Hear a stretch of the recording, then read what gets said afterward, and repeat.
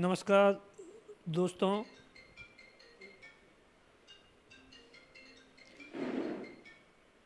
4-5 दिन पहले ही हमने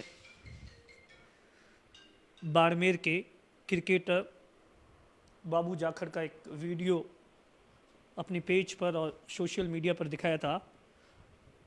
उसके बाद से ही लगातार बाबू जाखड़ और उनके जो भाई क्रिकेटर भुवेंद्र, उनके पास लगातार नेताओं से लेकर बड़े बड़े उद्योगपतियों के फ़ोन आ रहे हैं और वह इन सब बातों को लेकर आगे भी आ रहे हैं। लेकिन इसमें कल एक सबसे बड़ा डेवलपमेंट हुआ है जिसमें सीएमओ की ओर से मेल कलेक्टर ऑफिस को किया गया, जिसके बिहाफ पर आज मेडिकल की टीम यहाँ पर आई थी और पूरी जानकारी जुटा रही है कि आखिर किस तरीके की बीमारी है और किस तरीके का इलाज है। इन सब बातों को लेकर तो 3-4 अभी हम लोग बाबू जाखड़ और भुवेंद्र के साथ घर पहुँचे हैं, उनसे बातचीत करते हैं। बाबू भाई, जब से सोशल मीडिया पर पहले आपने डाला, उसके बाद में हमने भी वीडियो डाला, बाकी चैनल्स और अखबार ने चालू किया, उसके बाद से किस तरीके का रिस्पांस और किस तरीके की आपको एक नई उम्मीद अब जगी है? आपके सोशल मीडिया पे डालने के बाद और आपके डालने के बाद मेरे पास बहुत से लोगों की कॉल आई थी।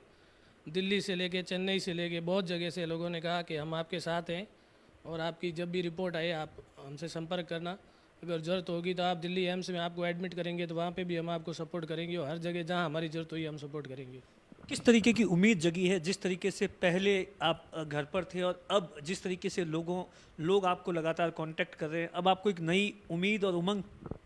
मुझे नहीं लगा था कि मैं इस बीमारी से ठीक हो पाऊँगा, इसलिए मैंने सब अपने स्तर पे छोड़ दिया था। खुद ही एक्सरसाइज वगैरह करता था। मैंने कहा जब तक चल रहा है चलने देता हूँ। और इस मुहिम के बाद लोग मेरे से जुड़े और हर कोई मेरे लिए दुआ कर रहा है। और अभी थोड़े दिन पहले मैं एक ग्रुप से जुड़ा हुआ हूँ जहाँ पे इस बीमारी से ग्रस्त सारे लोग जुड़े हुए हैं पूरे इंडिया के। उस पे आया कि अभी एफडीआई ने इसके मस्कुलर डिस्ट्रॉफी की बीमारी पे रिसर्च कंप्लीट हो गया और उन्होंने इसको लॉन्च कर दिया है, ट्रीटमेंट को मंजूरी दे दी है एफडीआई ने। उसके बाद थोड़ी उम्मीद जगी है। अच्छा, जो एक रिपोर्ट करवानी थी वो क्या आपने करवा दी और उस रिपोर्ट के बारे में क्या अपडेट? वो रिपोर्ट मैंने भेज दी है, उसको 1 हफ्ता हो गया, मेरी सिस्टर की दोनों की भेज दी है और उन्होंने कहा कि 3 से 4 हफ्ते बाद वो रिपोर्ट आएगी और उसमें पता चलेगा कि टाइप कौन सी है मस्कुलर डिस्ट्रॉफी की। अच्छा, आज कौन कौन आए थे और किस तरीके की बातचीत हुई और कौन कौन लोग थे और क्या जानकारी जुटाने के लिए आए थे और उन्होंने क्या बताया?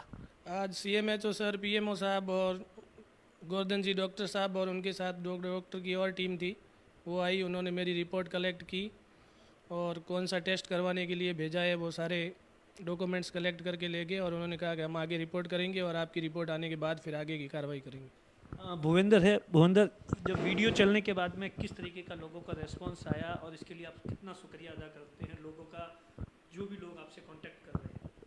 मैं सर्वप्रथम को आपके माध्यम से जो हमारे सोशल मीडिया और मीडिया है, प्रिंट मीडिया और पेपर मीडिया, इन सब का धन्यवाद देना चाहूँगा कि हम जिस को लेके जो हमारी उम्मीद ख़त्म हो चुकी थी उसको आप लोगों ने जगाया और उसके मार्फत जब से आपने ये मुहिम छेड़ी है तब से लोगों का बहुत अच्छा रेस्पॉन्स मिल रहा है। हर तरीके से एनजीओ है, समाज सेवी है, उद्योगपति है और पॉलिटिशियन है और गवर्नमेंट ने भी इसके ऊपर काफ़ी सक्रियता दिखाई है और वो इस मामले को पर्सनली देख रही है।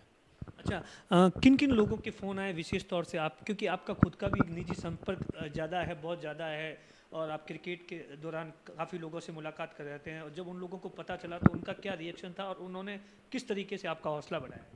जी, मेरे पास जो हर समाज से या अपने जिस भी क्षेत्र से जुड़े हुए सेलिब्रिटी है या उद्योगपति है या पॉलिटिशियन है, भले ही वो हमारे इस संसदीय क्षेत्र के एमपी हो या मंत्रीगण हो या एमएलए हो और दूसरे जितने भी एनजीओ से जुड़े हुए हैं सेलिब्रिटी, जैसे रूमा देवी है, अपने उद्योगपति नवल किशोर जी है और दूसरे कई उद्योगपति है, उन्होंने संपर्क किया जो जिनसे मेरे पर्सनल रिलेशन है, उन्होंने और हौसला दिया और उम्मीद ढाढ़स बंधा है कि हम आपके साथ हर उस काम में आपके साथ है और आप जब भी हमारी मदद की ज़रूरत हो हम आपके पीछे खड़े रहेंगे। आज जो टीम आई थी उनसे क्या बातचीत हुई और किस तरीके का उन्हें गाइडेंस सीएमओ की ओर से दिया गया है, उन्होंने क्या बताया? जी, आज जो टीम आई वो हमारे बाड़मेर सीएमएचओ की ओर से आई टीम थी। हमें ये सूत्रों से पता चला था कि ये टीम सीएमओ द्वारा भेजी गई थी। उन्होंने एक आदेश दिया है कलेक्टर बाड़मेर को कि आप जाके इस बाबू जाखड़ और बाली की जो बीमारी की जो जो भी जानकारी है वो इकट्ठा करें और इस संबंध में गवर्नमेंट क्या उनकी मदद कर सकती है और क्या इलाज है उसके लिए वो प्रयास करेंगे और इसके लिए सीएमओ खुद तत्परता से इस पर नज़र रखे हुए हैं। अच्छा भूपेंद्र, जिस तरीके की ये बीमारी है, क्या लगता है सरकार को इन सब ऐसी बीमारियों को लेकर अब आगे आना चाहिए? क्योंकि इतनी कॉस्टली अगर सरकार अपने लेवल पर कुछ करेगी तो इस तरीके से लोगों की जान भी बचेगी और उम्मीद भी जगेगी। जी दिनेश जी, ये मेरा व्यक्तिगत विचार है कि अगर इस तरह की ये जो बीमारी है ये अगर आपके मार्फत, सरकार के मार्फत और अगर ये सामने आती है तो इससे कई लोगों को फ़ायदा होगा। क्योंकि मुझे ये उम्मीद जगी है जब बाबू का इलाज होगा और उससे कई लोग प्रेरणा लेंगे और वो इसको एक एग्जाम्पल के दौर पे जाके सरकार से मदद मांगेंगे और सरकार को इसके लिए स्पेशल कोई फंड या कमेटी गठित करके ऐसी बीमारियों के लिए कार्य करना चाहिए। बाबू, जिस तरीके से ये बीमारी आपको कब पता चली थी और उससे पहले आप किस तरीके से क्रिकेट कहाँ कहाँ खेल चुके हैं? मुझे ये जयपुर से कॉल्विन शील्ड खेल के आया था मैं 2008 के एंडिंग में।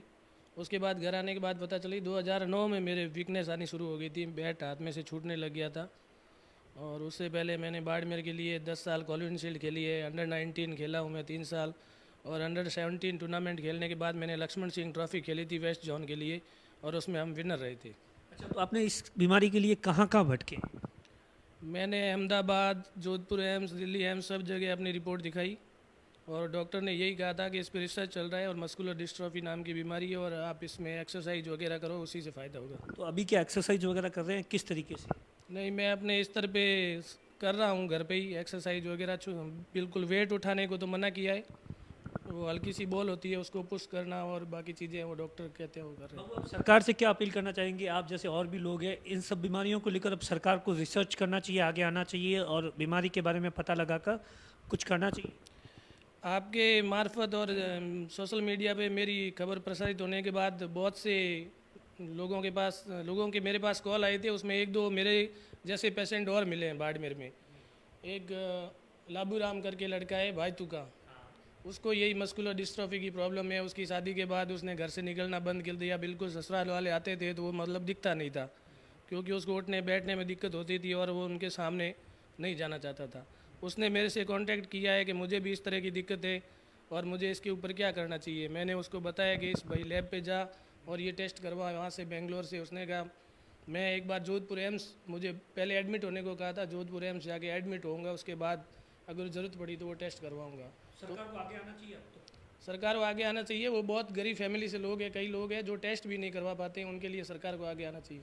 मतलब आप देखिए कि किस तरीके से बाबू जाखड़ का साफ तौर पर कहना है कि इस मामले में, इस बीमारियों में, क्योंकि गरीब लोग होते हैं उनके पास तो टेस्टिंग का भी पैसा नहीं होता, लिहाजा सरकार को आगे आना चाहिए।